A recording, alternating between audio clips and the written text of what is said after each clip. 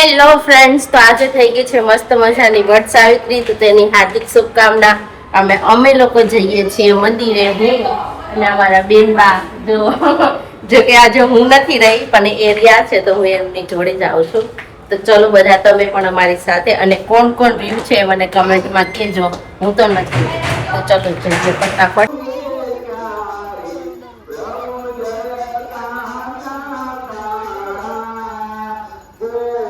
મારે પૂજા નથી કરવાની ને, તો હું બેસી ગઈ છું હમણાં જોડે.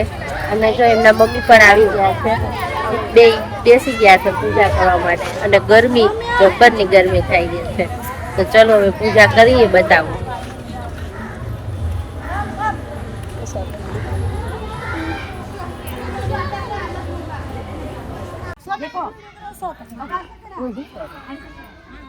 देखो इधर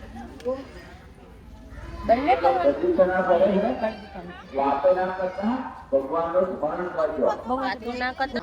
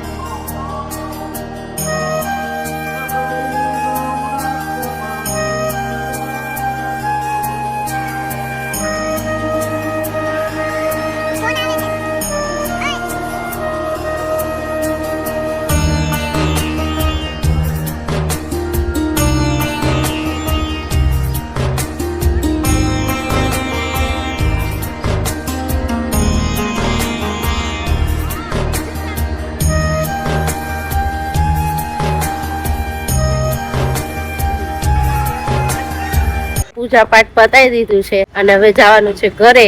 મારે રસોઈ બનાવવાની બાકી છે, તો પેલા રસોઈ બનાવીશું. અને આજે મારે તો પૂનમ છે, તો જોઈએ શું ખાઈએ, નહીતર અધરવાઇઝ ઉપવાસ તો છે જ. તો ચલો મળીએ આપણે ઘરે જઈને. ઓકે તો ફ્રેન્ડ્સ, ઘરે આવીને સૌથી પહેલા તો રોટલી અને પુલાવ મૂકી દીધા છે સાહેબ માટે.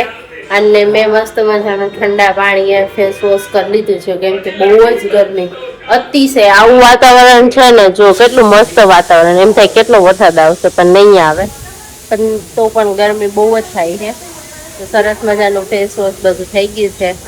અને હવે જોઈએ કે શું કરીએ. ઓકે, આમ ચા પીએ ને તો એવું લાગે કે પેલું અંધારા વાળો રૂમ હોય ને, કેવી આપણે લાઇટની સ્વિચ ચાલુ કરીને અચાનક આમ લાઇટ થઈ જાય, એવી રીતે આમ આંખ ખુલી જાય. આ ચા જો કેટલી બધી, મેં ચા દૂધ લઈ લીધું મસ્ત મજાનું. ઊંઘીને ઉઠી ઉપર તો હજી મને ઊંઘ આવે છે. અને પવન મસ્ત મજાનો આવે છે. તો તમને શું લાગે આજે વરસાદ આવશે? જો મસ્ત છે વાતાવરણ.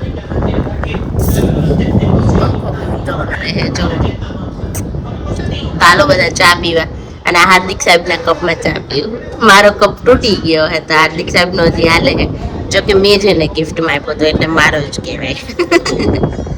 તો ચાલો બધા ચા પીવા.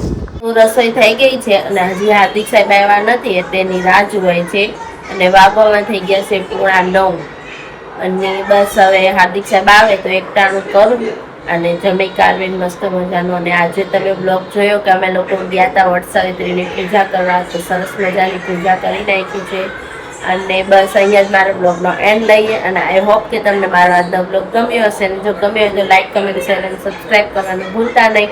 તો મળીએ નેક્સ્ટ બ્લોગમાં. ત્યાં સુધી બાય બાય. જય દ્વારકાધીશ. હર હર મહાદેવ.